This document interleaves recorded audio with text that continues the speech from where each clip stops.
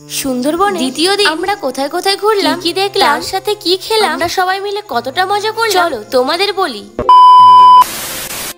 আজ আমাদের সুন্দরবনের দ্বিতীয় দিন। আগের দিন রাত্রিবেলা বলে দিয়েছিল সকাল সকাল সবাইকে রেডি হয়ে আমাদের বোটে ওঠার আগে দিয়ে দিল 1 কাপ করে চা। চাটা নিয়ে আমরা দুজন মিলে চলে গেলাম একটু নদীর ধারে। সকালবেলা নদীটা যেন আমাদের সকলকে মুগ্ধ করে দিচ্ছে। কিছুক্ষণ বাদে বোটে ওঠার পর বসে থাকতে থাকতে পৌঁছে গেলাম সজনেখালি, যেখানে সকালবেলা অনেকটা ভিড় থাকার কারণে আমাদেরকে নামানো হয়। এই জায়গাটায় আমরা যখন হোটেলে ফিরব তখন নাকি দেখানো হবে। এদিকে আমাদের সকালের টিফিনের টাইম হয়ে গেল, তাই ব্রেকফাস্টে দিয়েছিল হিংকচুরি, নারকেল দিয়ে ছোলার ডাল আর একটা করে সেদ্ধ। আজকে কল্পতরু ট্রাভেলস আমাদেরকে নিয়ে যাবে জঙ্গলের অনেকটা গভীরে, যেখানে থাকবে রয়্যাল বেঙ্গল টাইগার, কুমির, হরিণ আরো অনেক কিছু। এবার আমরা সবাই যাচ্ছি প্রথম ওয়াচ টাওয়ার দেখতে। ওয়াচ টাওয়ার তো দেখবোই, সাথে দেখবো সুন্দরী গাছ, হেতাল গাছ আরো অনেক কিছু। কিন্তু প্রত্যেকটা জায়গাতেই বাঘ দেবতার বনবিবি দর্শন পাবে। আমাদের সাথে যে গাইডটাকে দেওয়া হয়েছিল তিনি কিন্তু প্রত্যেকটা গাছের সম্বন্ধে আমাদেরকে বোঝাচ্ছিল। সুন্দরবনের প্রত্যেকটা গাছই কিন্তু আমাদের অনেক উপকারী। আমরা সকলে গাইডের মুখে যেটা শুনলাম, এইদিকে যে তোমরা গাছটা দেখছো এর নাম হেতাল। এই গাছগুলো যেখানে থাকে সেখানে নাকি বাঘ থাকে। এবার আমরা যাব ওয়াচ টাওয়ারের উপরে, আর এখানে এলে কিন্তু তোমরা দেখতে পাবে বুনো শুয়োর, চিতা বিড়াল, বাঘ, হরিণ আরো অনেক কিছু। সেখানে আমরা বেশ কিছুটা সময় কাটিয়ে এবার যাচ্ছি বোটের দিকে। আমরা সকলে বোটে উঠে যাওয়ার পর সকলের চোখে পড়লো একটা বাদর, যেটাকে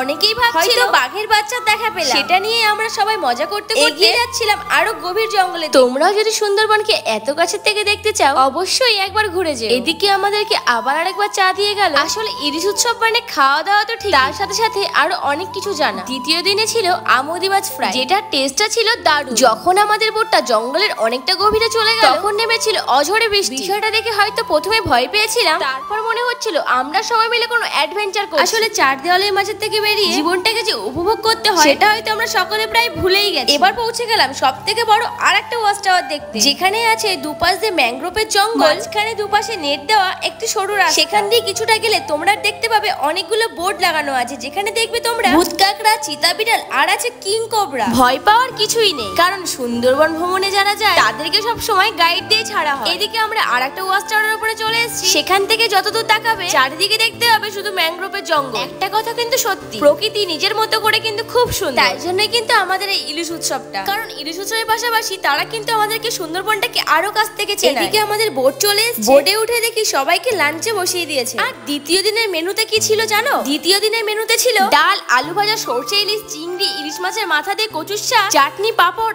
আরো কত কিছু। মাত্র 2700 টাকা প্যাকেজ। তোমরা কিন্তু সুন্দরবনে বোটে বসে এরকম খাবারের স্বাদ নিতে পারো। তাই জন্য কিন্তু তোমাদের ঘুরে আসতে হবে কল্পতরু ট্রাভেলসের সাথে একবার হলো সুন্দরবন, যেখানে প্রকৃতির মাঝখান দিয়ে বয়ে যাচ্ছে একটি নদী, চারপাশে ম্যানগ্রোভের জঙ্গল। সেই প্রকৃতিকে অনুভব করতে করতে এত সুস্বাদু খাবার তোমরা কিন্তু একমাত্র পাবে সুন্দরবন ইলিশ উৎসব। এখানকার স্টাফদের এত ভালো ব্যবহার, তার সাথে পরিষেবা যেটার কোনো তুলনাই হয় না। প্রত্যেকটা টুরিস্টকে এত ভালো আপ্যায়ন, তার সাথে গাইড করা আমরা পাবে একমাত্র কল্পতরু ট্রাভেলসের কাছে। এদিকে আমরা পাখিরালয় ফিরে সন্ধ্যাবেলা দেখি আমাদের জন্য মুড়ি আর চপ আয়োজন করা হয়েছে। ওটাই আজকে সন্ধ্যাবেলার টিফিন। দ্বিতীয় দিন সন্ধ্যাবেলা আমরা সবাই চপ মুড়ি খাওয়ার পর গেছিলাম একটু সুন্দরবন মার্কেটে, যেটা হয়তো আমাদের হোটেল থেকে 5 মিনিটে হাঁটা। তোমরা কিন্তু সুন্দরবন গেলে একবার হলো সুন্দরবন মার্কেটটা ভিজিট করো। ওখানকার মার্কেটে দারুণ দারুণ কিছু কালেকশন আছে, যেগুলো তোমরা স্মৃতি হিসেবে বাড়ি নিয়ে আসতে পারো। এদিকে আমরা হোটেলে ফিরে সবাই মিলে একটু মজা করছি, কারণ কাল যেহেতু আমাদের তৃতীয় দিন, সবাই যে যার বাড়ি চলে যাবে। এই একটা দিনে যে আমরা কতটা মিশে গেছি তোমরা হয়তো দেখেই বুঝতে পারছো। আবার হয়তো যে যার কাজে ব্যস্ত হয়ে যাবে। এই যে